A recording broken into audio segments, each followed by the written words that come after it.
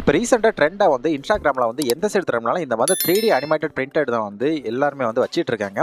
நிறைய பேருக்கு வந்து இது எப்படி வைக்கிறாங்கன்ட்டு தெரியல. இதுவே நீங்கள் ஷார்ட்டாக பார்க்கணுன்னா நான் வந்து கீழே வந்து ஷார்ட்ஸில் வந்து ஆல்ரெடி அப்லோட் பண்ணியிருக்கேன். இல்லை கொஞ்சம் எனக்கு தெளிவாக வந்து கொஞ்சம் டீட்டெயிலாக பார்க்கணுன்னா இந்த வீடியோ கொஞ்சம் ஃபுல்லாக பாருங்கள். உங்களுக்கு கண்டிப்பாக வந்து இது மாதிரி எப்படி நீங்கள் வந்து கிரியேட் பண்ணலாம்னு நீங்கள் தெரிஞ்சுக்கலாம்.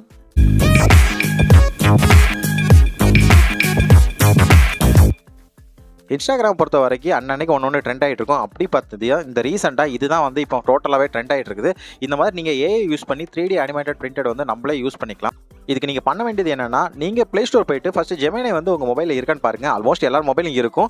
இன்கேஸ் வந்து நம்ம ஏதாச்சும் டிசேபிள் பண்ணி வச்சுதான் நீங்கள் வந்து எனபிள் பண்ணிக்கோங்க. இல்லை வந்து அப்டேட்டில் இருக்குன்னா ஃபஸ்ட் நீங்கள் அப்டேட் பண்ணிக்கோங்க.